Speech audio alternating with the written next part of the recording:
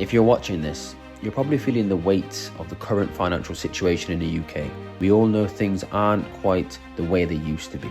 UK's financial landscape seems to be in a desperate state, with rising costs, financial insecurity, and the increased sense of frustration.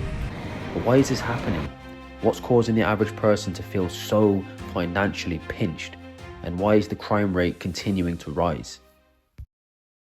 So in today's video, we'll be diving deep into some of the issues that the UK is facing right now and looking back at how things have changed since the 1950s and the correlations to now, okay? All things housing issues, the lack of foreign investment, the reasons why people aren't investing domestically into the stock market. All these things are correlating and causing a crisis, okay? But most importantly, we're going to be discussing the importance of ownership, the importance of getting into assets, things like your stocks, your real estate, things like your intellectual property, your life insurance. All these are key. These are cornerstones to finding and building that financial freedom.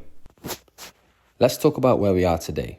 The UK is facing serious financial challenges. Inflation is soaring, the cost of living is rising faster than wages, and more people are struggling to make ends meet. It's not just a bad year or two, it's been a trend over the last decade, and we see it in everything, from food prices to energy bills to rent increases. But how did we actually get here? Now, to understand this, we're going to have to go back in time a little bit. In the 1950s, Britain was still recovering from the impact of World War II, but despite the hardships, people had a sense of optimism. The UK economy was actually growing. Industries were thriving, and home ownership was in reach for many working class families. The average worker could afford a decent home, even a holiday, and savings for the future. So fast forward to today, the situation looks very different. Just getting on the property ladder is a small margin.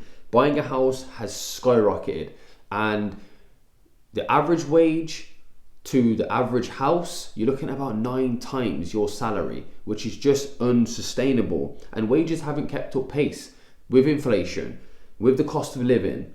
And, people are getting into a situation where they're looking like they're going to be renting for life. Home ownership is becoming more and more unattainable for young, new home buyers. Housing has become one of the most pressing issues in the UK. The average house price has more than quadrupled since the 1950s, while average wages haven't come close to keeping up. In fact, a young person today may need several generations worth of income just to get onto the property ladder. And here's another problem: the lack of foreign investment attracted to the UK. The UK used to be a hub. It used to be the big financial hub of the world. Now it's just, we're a butler service.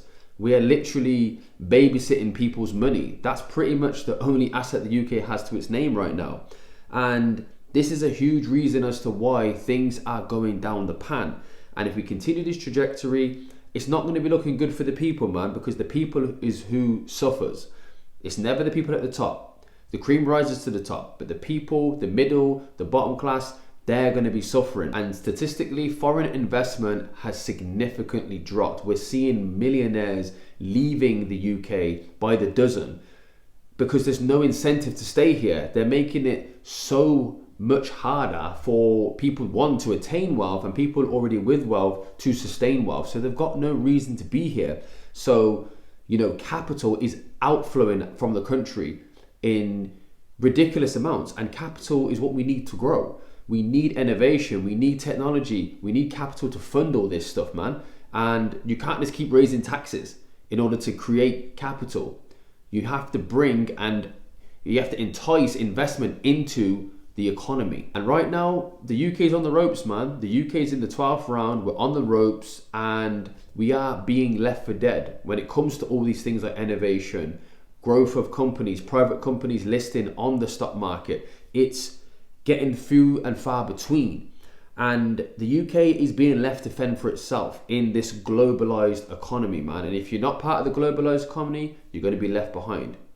One of the biggest issues facing the UK economy today is that most citizens aren't investing in the stock market. While people talk about the stock market being for the rich or elite, that's simply just not true. The reality is that investing in stocks is one of the most accessible ways for anyone to build wealth and achieve financial independence, but many Brits still avoid it. The reasons are complex, but there's a general lack of financial literacy, and there's a notion and a theme in this country particularly that people fear to take risk. And also, not to their detriment, there is also a lack of trust in the system, and that's understandable because, let's be honest, when's the last time the system has really helped anybody? But that's just it. You can't rely on the system. Information is what frees you. It's the education and the lack of participation in wealth building, in acquiring assets to get that freedom is what's going to hold you back. That lack of risk, that scarcity mindset will keep you confined, and it will keep you in that perpetual loop of suffering. No one's going to come and save you and just give you all the answers. You have to be proactive. You have to get out there. You have to be efficient and also diligent in building your own wealth. This is why things like stocks are amazing, because by getting into stocks, you get that ownership immediately. You can start growing your net worth immediately. But the lack of participating in this wealth building journey and investing in things like stocks is ultimately what's contributing to the broader economy suffering. The way out of this financial mess isn't through luck or government intervention. It's through education. You can't break free from the societal norms that keep you financially stagnant if you don't first educate yourself about how money actually works. And that starts with understanding the power of assets like stocks, real estate, life insurance, and intellectual property. So if you want to start building that long-term wealth like we keep talking about, you need to start thinking like an owner and move from being just a consumer. So owning stocks means you literally have a stake in companies. You own a piece of those companies, and over time those investments will grow, they will snowball, they will create wealth for you. Similar to real estate, this gives you access to the asset that will appreciate over time and eventually generate passive income if that's something you're looking to do. Also, things like life insurance isn't just a safety net.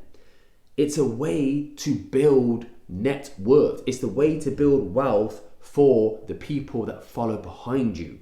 This is the mindset we need to start adopting. Also, a key thing which everybody has, everybody's born with, we all have intellectual property.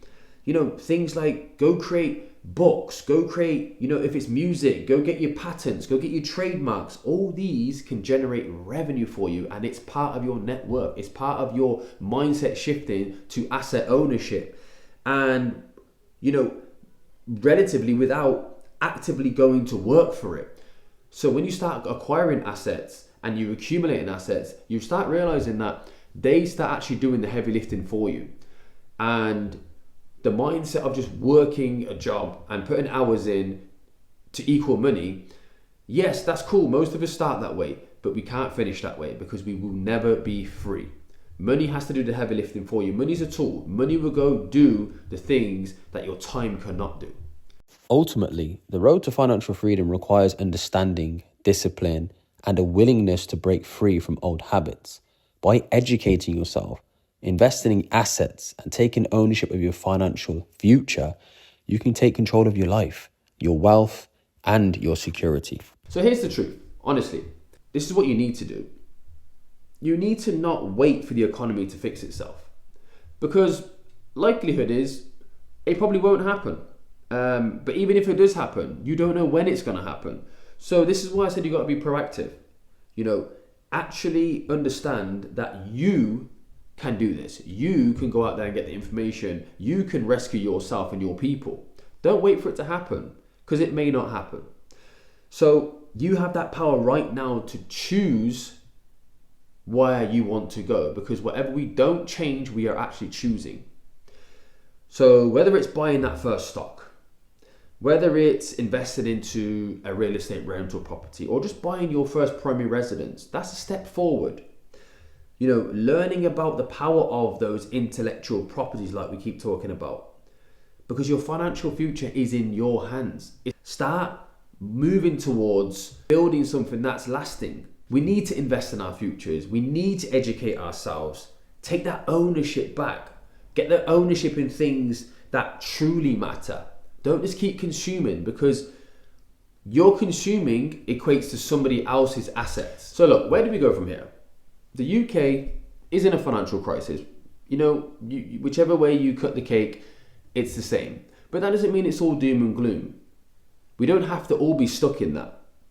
It starts with us, the people. It starts with wanting to break free, wanting to be more, wanting to move towards more, wanting to own more, and start building something that's lasting. We need to invest in our own futures and not leave it to chance. Start educating ourselves. Take ownership of things, the things that really matter. Stop consuming so much, because that's the true roadmap to wealth building and accumulation and building that net worth up. Because freedom is tough, man. It's the most expensive thing you will acquire. I'm just being completely honest with you. But it's possible to be free. It's possible if we start now. If we be proactive, if we start getting into the game, one step forward, 1% better every single day. Don't wait for things to change. Don't wait for the stars to align. Be the change.